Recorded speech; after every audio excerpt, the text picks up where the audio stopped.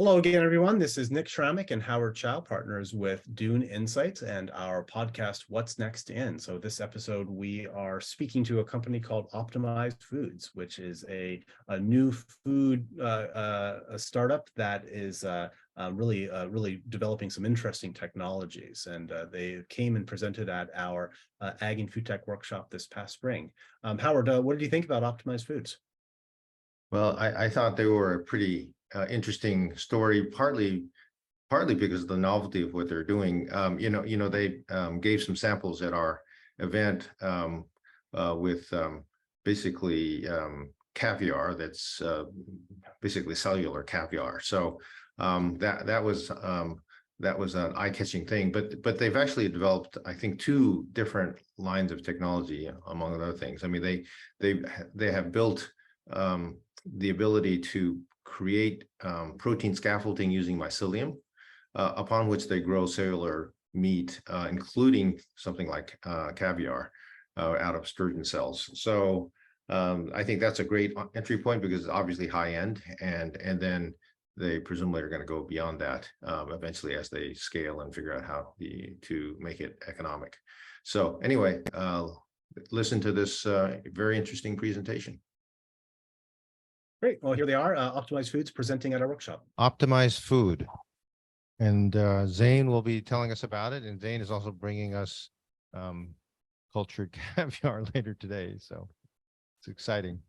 Go ahead. Thank you again for a wonderful event. So my name is Zane Starkewolfe. I'm co-founder and CEO of Optimized Foods, where we're enabling biology and fungi to produce better, more sustainable foods. Now, we all know we're in a crucial time period.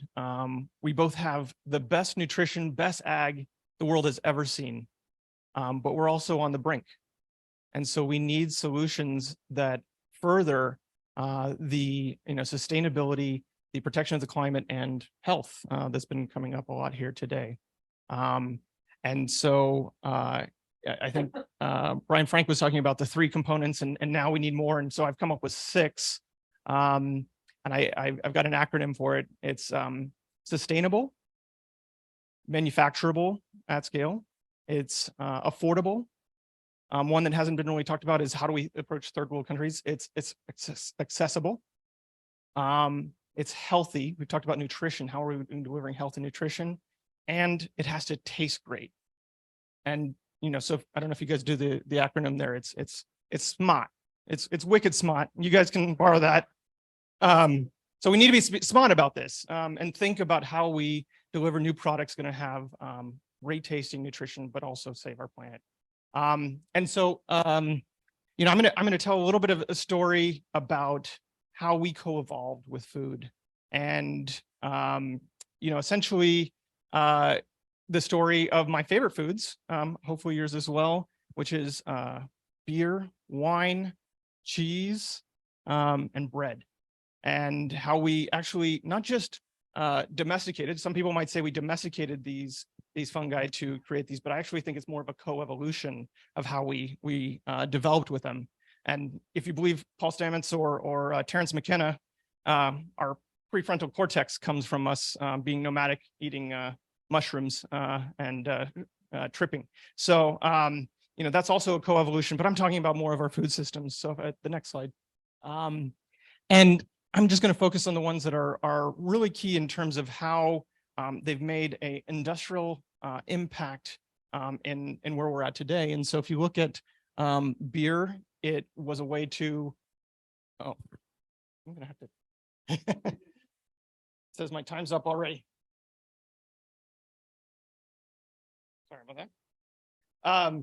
So, beer has, purified our water. It really allowed us to evolve and have safe drinking water and nutrition. I'll fast forward to cheese, which was a way to preserve nutrients, transform it and preserve it for long-term storage. And my favorite, Penicillium roquefort, which is great fungi.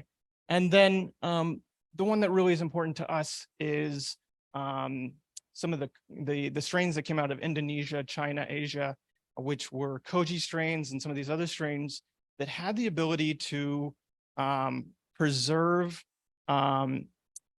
transform proteins. And so they were able to take poor quality carbohydrates and proteins and turn them into highly digestible proteins. So Uncom in Java and Indonesia was used on ag waste to convert what was poor quality nutrients into high quality, highly digestible PDCAS of very digestible proteins, similar to koji strains that came out of China and then to Japan, where you have highly nutritious proteins made with these koji fungi strains.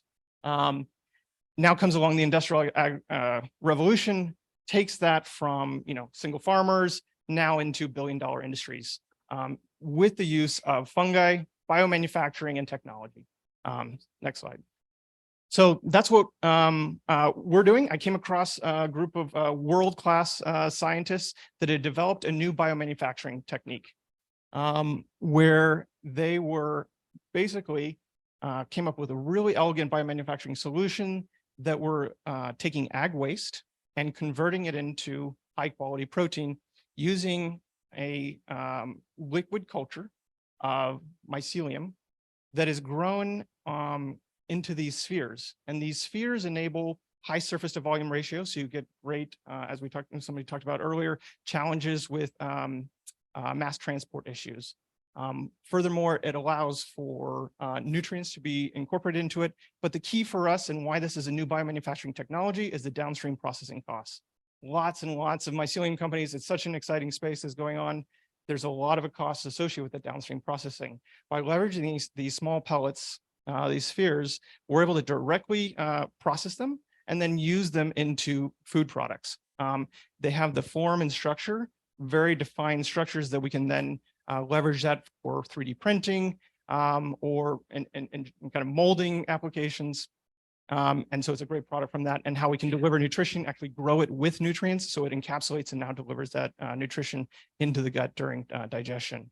But then came a new superpower discovery by our co-founder and lead scientist, Minami Ogawa, who discovered you can actually use these same spheres to grow meat cells directly. You don't need to change anything. They absolutely directly grow these cells. And that unlocked a whole new category and potential where we can create the best tasting healthy foods. And so next slide. So here's our mycocarrier technology. This is where we're partnering with both ingredient companies who want to use this as an ingredient, but also cell cultured meat companies. We're looking to partner and say, this can grow any cultured meat cell, leveraging that fundamental biology. As a proof of principle, we've launched, or we're tasting, it's not launched, we're FDA approval, hopefully next year this time. But you're gonna get to taste using the same scaffolding to grow oocyte stem cells to create caviar.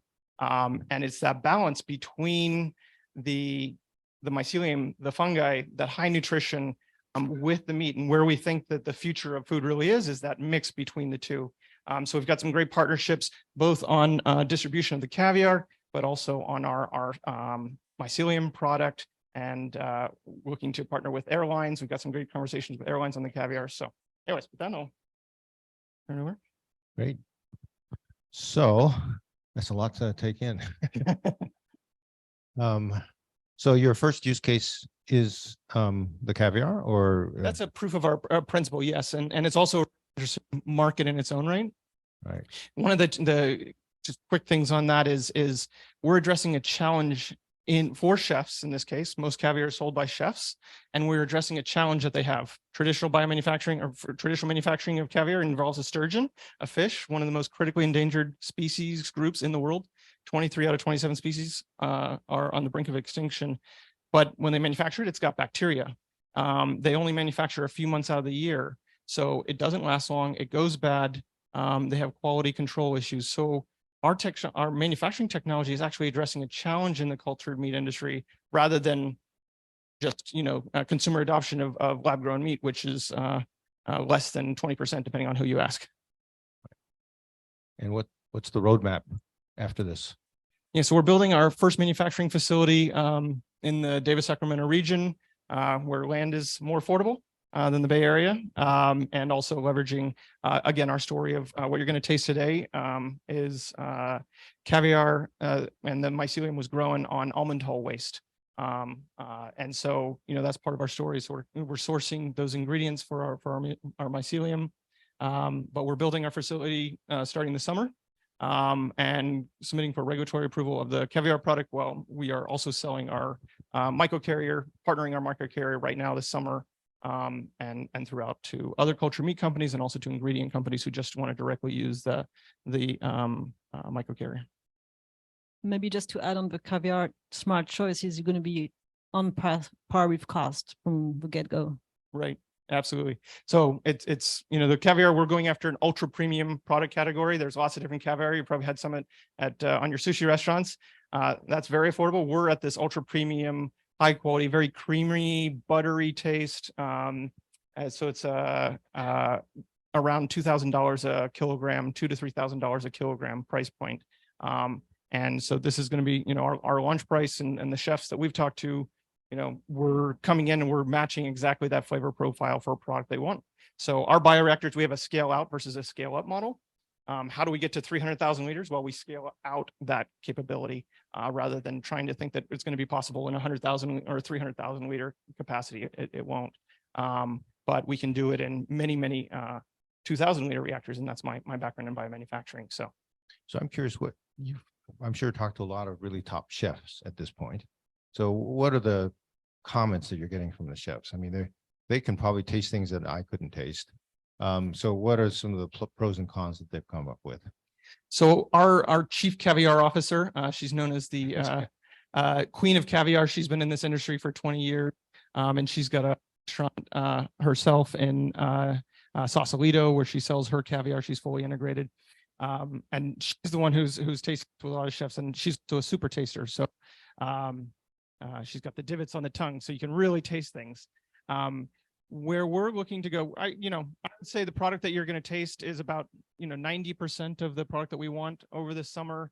It's really tuning that balance. It really is a balance of where do we accumulate enough of the fats and these proteins in the oocyte where we 100% match that flavor profile.